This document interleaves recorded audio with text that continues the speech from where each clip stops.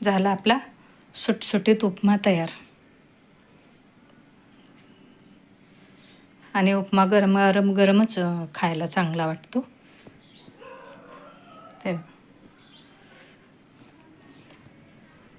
आणि जर अजून याची चव वाढवायची असेल तर आपण ह्यात ना थोडंसं ओलं खोवलेलं खोबरं घालायचं.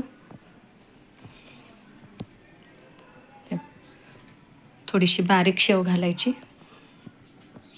आणि थोडीशी कोथिंबीर. अजून छान लागतो उपमा गरमागरम.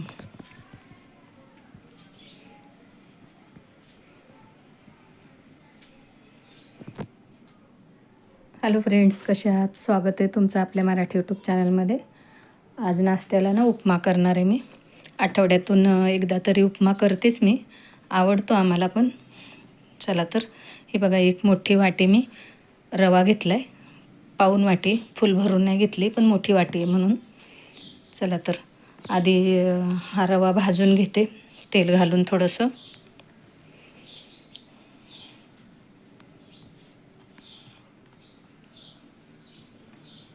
तेल तापलं की तो रवा त्यात घालून घेते.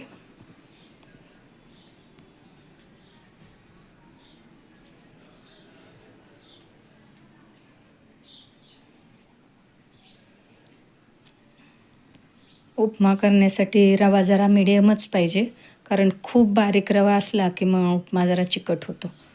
हे बघा रवा भाजून घेतला चांगला.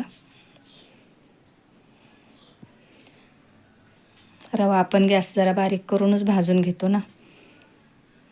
त्यासाठी बघा मी इथं कांदा, थोडंसं गाजर, शेंगदाणे, टॉमॅटो, कोथिंबीर, कढीपत्ता, मिरची असं सगळं घेतलं आहे चिरून.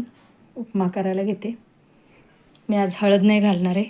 पिवळा उपमा आपण करतो तसा नाही, मी आज पांढराच करणार आहे, कारण गाजर वगैरे घालणार आहे ना त्यात, शेंगदाणे. मोहरी घातली, जिरं घातलं. माझ्याकडून जिरं मोहरी जरा थोडीशी मिक्स झालेली आहे. मिरच्या घालून घेते.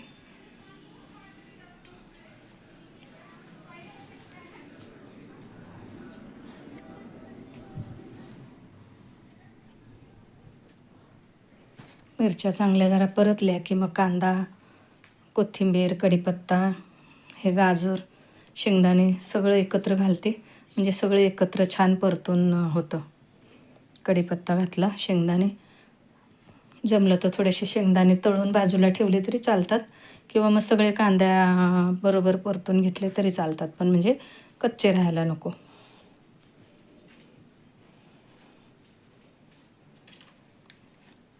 टॉमॅटो आणि कोथिंबीर घालून घेते. थोडीशी कोथिंबीर ठेवते.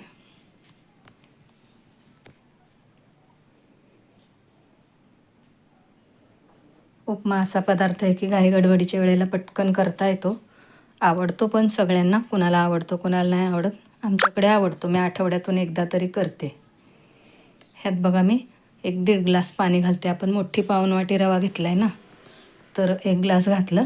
परत अजून अर्धा ग्लास घालते. त्याआधी हे बघा पाव चमचा हिंग घातलं मी. मीठ घालते. अर्धा चमचा मीठ घातलं. अजून एक अर्धा ग्लास पाणी घालते, म्हणजे मग बरोबर होईल. आपण गरम पाणी घातलं तरी चालतं, गार घातलं तरी उकळी यायला लागते. गरम घातलं तर पटकन उकळतं. हे बघा उकळी आली, आधण आलं ना की मग त्यात रवा घालायचा. थोडा थोडा करून घालायचा रवा, नाही तर मग त्याची गाठ होते.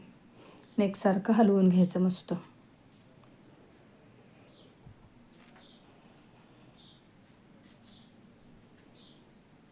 अगदी 2-3 मिनटात रवा छान वाफ होतो.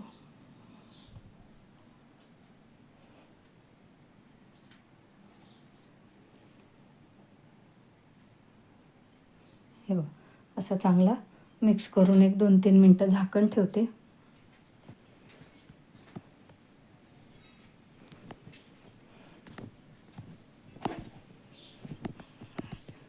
झाला आपला उपमा. सुटसुटीत असा होतो मस्त. खूप पाणी नाही घातलं की बरोबर होतो.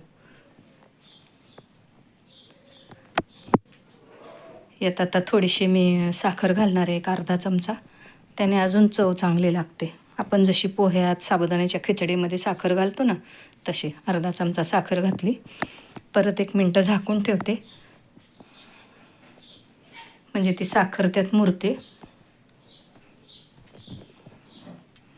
हे बघा, झाकून ठेवते. झाला आपला उपमा तयार. कसा वाटला कमेंट करून सांगा. लाईक करा, शेअर करा, सबस्क्राईब करा.